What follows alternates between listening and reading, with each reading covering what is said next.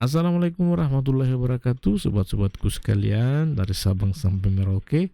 Selamat bergabung kembali dengan saya di channel ini. Semoga kita semua senantiasa diberkahi, dicintai, dan dirahmati oleh Allah Subhanahu wa Ta'ala. Amin ya Rabbal 'Alamin. Oke, dalam video kali ini saya tidak akan mengulas contoh soal ataupun materi, akan tetapi dalam video ini saya akan mencoba untuk mengulas atau mereview proses penerimaan BUMN Batch 2 tahun 2022-2023, khususnya yang berhubungan dengan kasus yang terjadi dalam proses rekrutmen bersama ini, ya. Di mana kasus-kasus yang terjadi selama proses rekrutmen bersama, khususnya di penerimaan BUMN Batch 2 ini, itu sangat banyak diperbincangkan di jagat sosial media, ya. Salah satunya ada kasus perjukian, ya. Nah, untuk kasus perjukian ini saya pribadi menilai ini sebagai sesuatu yang sangat menjijikan, ya. Karena kenapa? Karena orang-orang yang menggunakan jasa joki untuk bisa menduduki satu jabatan atau suatu posisi di BUMN, saya kira ini suatu tindakan yang sangat bertentangan atau bertolak belakang dengan core value dari BUMN itu sendiri, ya. Nah, oleh karena itu saya pribadi berharap agar orang-orang yang terlibat dalam perjukian seperti ini agar bisa mendapatkan sanksi yang tegas atau bisa di blacklist lah, seperti itu. Agar mereka tidak diberikan lagi ruang untuk mengikuti proses-proses seleksi dimanapun dan sampai kapanpun. Kenapa? Karena yang namanya perjukian itu sangat merugikan, ya. Artinya ketika mereka lolos, mereka berhasil dalam proses rekrutmen, itu bukan bukan hasil yang murni, bukan atas usaha mereka sendiri, tapi karena usaha yang dilakukan oleh joki. Ini kan tidak fair dan mencederai, melukai banyak orang yang sudah berjuang mati-matian, belajar mati-matian, dan mereka pun akhirnya harus kalah dengan orang-orang yang menggunakan jasa joki, ya.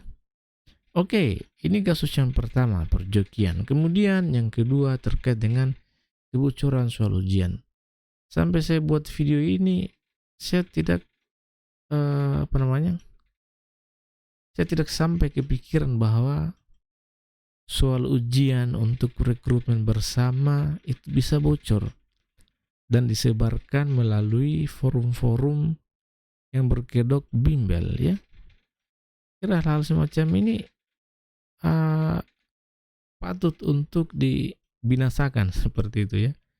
Apalagi mereka yang terlibat dalam proses-proses seperti ini tentunya tidak bisa dibiarkan begitu saja, tapi harus ada tindakan yang tegas yang kemudian bisa memberikan efek jera kepada oknum-oknum yang berbuat seperti ini. Kenapa? Karena lagi-lagi ini mencederai dan bertentangan dengan core value dari BUMN itu sendiri, ya.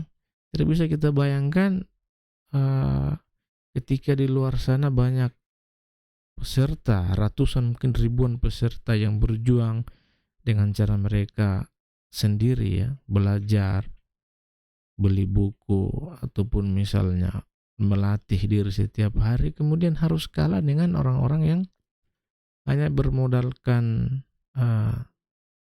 bermodalkan uang, kemudian gabung dengan bimbel berkedok forum-forum berkedok bimbel, dan di sana mereka mendapatkan bocoran-bocoran soal yang kemudian bisa memudahkan mereka untuk mendapatkan apa yang diinginkan. Ini sangat tidak adil, ya. Oleh karena itu saya sendiri menilai bahwa kasus-kasus seperti ini harus ditindak secara tegas, khususnya pihak penyelenggara rekrutmen, ya. Oke, selanjutnya kita akan lihat ada persoalan ketiga. Ini terkait dengan transparansi pengumuman hasil tes. Beberapa kasus yang terjadi seperti yang saya kutip di sini, ternyata ada beberapa yang mungkin ini miskomunikasi atau saya belum baca lebih jauh tentang ini, akan tetapi dari beberapa cuitan yang muncul di Twitter ini sangat sangat apa istilahnya, sangat mengganggu ya, sangat mengganggu dan tidak mencerminkan proses rekrutmen yang bersih atau tidak mencerminkan proses rekrutmen yang transparan. Karena ada beberapa kasus mereka yang memiliki nilai tinggi ya ternyata dikalahkan oleh mereka yang memiliki nilai di bawah daripada itu.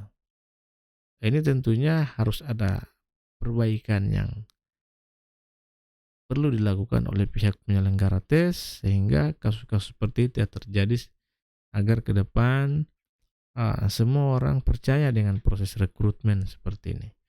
Nah, tentu banyak yang beranggapan bahwa ketika kasus-kasus seperti ini marak terjadi, bisa saja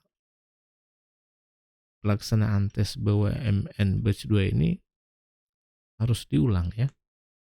Kalau saya sendiri menilai bahwasanya ketika ini terjadi secara masif dan betul-betul merugikan banyak orang, ya kenapa tidak? Kenapa tidak? Ya, harus diulang. Karena banyak orang yang dirugikan ya, yang sudah belajar mati-matian, menghabiskan waktunya berhari-hari, berjam-jam, berhari-hari, berminggu-minggu, berbulan-bulan untuk belajar, kemudian harus kalah dengan mereka yang hanya mengandalkan joki, kemudian mengandalkan uang dan bergabung dengan forum-forum berkedok bimbel untuk mendapatkan bocoran soal. Kira seperti itu. Dan pada akhirnya ya kejujuran itu adalah sesuatu yang harus diutamakan terlebih dahulu. Setelah itu barulah keberanian, kemudian otak atau pengetahuan. Ya semuanya ini tentu diperlukan, tapi sekian urutan-urutannya kejujuran itu adalah yang lebih penting. Kemudian keberanian, kemudian atau kecakapan ya, ini yang diungkapkan oleh Theodore Roosevelt. Oke teman-teman, mungkin itu saja yang bisa saya ulas. Semoga bagi yang berhasil dalam proses rekrutmen ini saya ucapkan selamat, dan untuk yang masih gagal ya jangan pernah berhenti atau jangan pernah menyerah untuk mencoba, karena kesempatan itu selalu ada ya. Jadi saya tidak pernah percaya dengan yang namanya kesempatan yang datang satu kali. Saya tidak pernah percaya dengan ungkapan seperti itu, karena saya menganggap bahwa kesempatan itu selalu ada meskipun kondisinya mungkin berbeda dengan apa yang kita lalui saat ini. Terima kasih. Akhir kata saya ingin mengucapkan wabillahi taufiq wal hidayah. Wassalamualaikum warahmatullahi wabarakatuh.